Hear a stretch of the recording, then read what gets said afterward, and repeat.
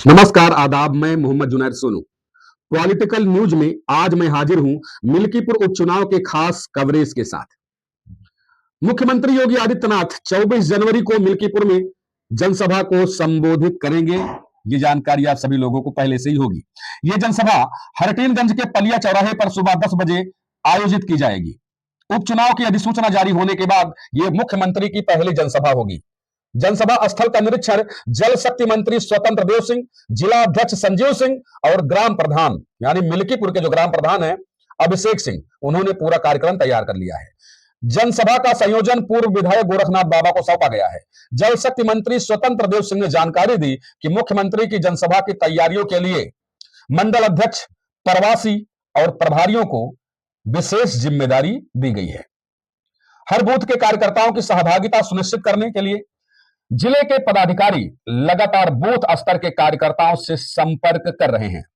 इसके साथ ही अन्य व्यवस्थाओं के लिए भी कार्यकर्ताओं को जिम्मेदारियां सौंपी गई हैं। जिला अध्यक्ष संजीव सिंह ने बताया कि मुख्यमंत्री की जनसभा को ऐतिहासिक बनाने के लिए तैयारियों के तहत पदाधिकारियों और जनप्रतिनिधियों को विशेष जिम्मेदारियां सौंपी गई हैं। जनसभा संयोजक पूर्व विधायक गोरखनाथ बाबा ने कहा कि बूथ और शक्ति केंद्रों पर बैठकें आयोजित की जा रही हैं ताकि जनसभा में अधिक से अधिक लोगों की सहभागिता सुनिश्चित की जा सके। मीडिया प्रभारी दिवाकर सिंह ने बताया कि सभा स्थल पर सभी व्यवस्थाओं की तैयारियां की जा रही हैं, जिसमें टेंट, पेयजल, मंच सजावट, साउंड सिस्टम, मार्ग की सुलभता, वाहनों की पार्किंग और अन्य आवश्यक सुविधाओं के लिए पदाधिकारियों को निर्देश दिए गए हैं। मिल्कीपुर विधानसभा में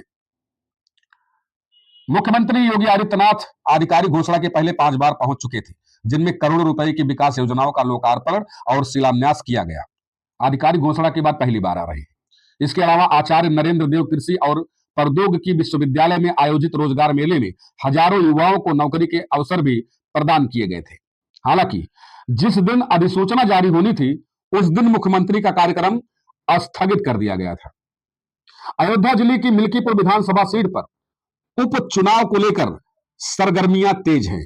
यहां कुल 14 प्रत्याशियों ने नामांकन दाखिल किया था, जिनमें से 4 निर्दलीय उम्मीदवारों के नामांकन रद्द भी हो गए। अब मैदान में 10 प्रत्याशी बचे हैं, जिनमें प्रमुख रूप से भारतीय जनता पार्टी, समाजवादी पार्टी और आजाद समाज पार्टी के प्रत्याशी भी शामिल हैं। मिल्कीपुर में सबसे पहले 1998 में भारतीय जनता पार्टी के शासनकाल में उपचुनाव हुआ था, 1998 में। तब समय मिल्कीपुर से विधायक रहे दिग्गज नेता दिवंगत मित्रसेन यादव के सांसद चुने जाने के कारण सीट रिक्त हुई थी। समाजवादी पार्टी ने मित्रसेन के उत्तराधिकारी के तौर पर रामचंद्र यादव को उम्मीदवार बनाया और वह पहली बार विधायक भी बने थे। भाजपा उम्मीदवार रहे डॉक्टर ब्रजभूषण मणि त्रिपाठी दूसरे स्थान पर रहे थे। यह तीसरा अवसर है जब मिल्कीपुर में उपचुनाव हो रहा है, लेकिन इसका परिणाम या तो मिथक को स्थिर रखेगा या नए इतिहास का सृजन करेगा।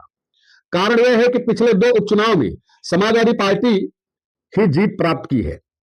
एक बार विपक्ष में रहते हुए तो दूसरी बार सत्ता में रहते हुए। दोनों ही बार चुनाव वर्तमान समय में रुदौली से भाजपा विधायक रामचंद्र यादव ने जीता था। दोनों उपचुनाव में वह सपा उम्मीदवार के तौर पर मैदान में थे।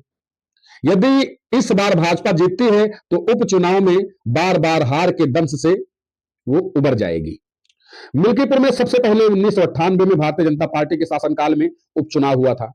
तब समय मिल्कीपुर से विधायक रहे दिग्गज नेता दिवंगत मित्रसेन यादव के सांसद चुने जाने के कारण जो सीट रिक्त हुई थी, खाली हुई थी, उसी सीट पर समाजवादी पार्टी ने मित्रसेन यादव को खड़ा किया था उत्तराधिकारी के तौर पर। तो रामचंद्र यादव जो है वहां पर जीते थे और पहली बार रामचंद्र यादव विधायक बने थे। भाजपा उम्मीदवार रहे डॉक्टर ब्रजभूषण त्रिपाठी दूसरे स्थान पर रहे थे। चुनाव में बसपा उम्मीदवार रहे दिनेश प्रताप सिंह तीसरे स्थान पर रहे थे। अगला चुनाव सन 2004 में हुआ, लेकिन तब तक परिदृश्य बदल चुका था। मित्रसेन यादव बसपा में सम्मिलित हो गए। मिल्कीपुर के तत्कालीन विधायक व दिवंगत मित्रसेन के पुत्र आनंद सेन यादव भी बसपा में चले गए। इस कारण मिल्कीपुर विधानसभा सीट पर चुनाव फिर से होना था, यानी वो सीट रिक्त हो गई। लेकिन रामचंद्र यादव ने सपा का साथ नहीं छोड़ा। समाजवादी पार्टी शासनकाल में 2004 में सत्ता दल के उम्मीदवार के तौर पर रामचंद्र यादव मैदान में उतरे, जबकि बसपा प्रत्याशी के रूप में आनंद सेन यादव ने उन्हें चुनौती दी। रामचंद्र यादव 54.85% मत प्राप्त कर विधायक चुने गए, जबकि आनंद सेन को दूसरे स्थान से संतोष करना पड़ा था। इस चुनाव में भाजपा अपनी जमानत तक नहीं बचा पाई थी। भाजपा प्रत्याशी रहे देवेंद्र मणि त्रिपाठी को मात्र 6,751 वोट प्राप्त हुए थे। एक बार फिर उपचुनाव में भाजपा और सपा आमने सामने है, लेकिन ये देखना दिलचस्प होगा कि सपा अपना ट्रैक रिकॉर्ड बरकरार रखती है या फिर वो गंवाती है। उपचुनाव सर पर है, बहुत ज्यादा दिन बचा नहीं है। मिल्कीपुर उपचुनाव में सियासी तपिश बढ़ गई है। यहां पर मुख्य मुकाबला सपा और बीजेपी के बीच है देखा जाए तो। ऐसे में दोनों सियासी दल मतदाताओं को साधने में कोई कसर नहीं छोड़ रहे हैं, चाहे वो भारतीय जनता पार्टी हो या फिर समाजवादी पार्टी। उत्तर प्रदेश की मिल्कीपुर विधानसभा सीट पर हो रहे उपचुनाव में दलित पिछड़ा के साथ अदरा वोट खासकर ब्राह्मण भी ट्रंप कार्ड होंगे। इसको पाने की चुनौती समाजवादी पार्टी और भारतीय जनता पार्टी दोनों के सामने होगी। दोनों दल इस वोट बैंक को साधने के लिए कोई कसर नहीं छोड़ रहे हैं। राजनीतिक जानकार बताते हैं कि अयोध्या के मिल्कीपुर उपचुनाव के लिए बीजेपी की तरफ से भी प्रत्याशी का ऐलान होते ही अब सपा और बीजेपी के बीच सीधी लड़ाई नजर आ रही है। एक चुनावी आंकड़े के मुताबिक इस विधानसभा क्षेत्र में पासी बिरादरी के बाद सर्वाधिक ब्राह्मण मतदाता हैं। इस वर्ग को अपने अपने पाले में लाने के लिए बीजेपी और सपा हाथ पैर मार रही है, मनाने की कोशिश कर रही है। वरिष्ठ राजनीतिक विश्लेषक राजीव श्रीवास्तव कहते हैं कि मिल्कीपुर विधानसभा में अभी तक की राजनीति देखें तो यहां पर अपर कास्ट का वोट बहुत महत्वपूर्ण है। उसमें भी इस चुनाव में सबसे ज्यादा ब्राह्मण मतदाता ट्रंप कार्ड साबित होगा, क्योंकि जितना वहां पासी समाज के वोट हैं उतना ही करीब करीब ब्राह्मण समाज का भी वोट बैंक है। अवधेश प्रसाद को मित्रसेन के कारण यादव वोट बैंक पूरा नहीं मिलता था, इस वोट बैंक में बिखराव हो जाता था। मित्रसेन के बाद उनके बेटे आ गए। जिस संख्या में और जगह यादव वोट बैंक मिलता यहां नहीं मिलता था, इसी कारण वो पासी के साथ अपर कास्ट को साधते रहे हैं। अगले वोट बैंक को उन्होंने साध रखा था। सपा सांसद अवधेश प्रसाद पिछले चुनाव में पासी, कुछ यादव और ब्राह्मण वोट बैंक के कॉम्बिनेशन से जीतते आए हैं।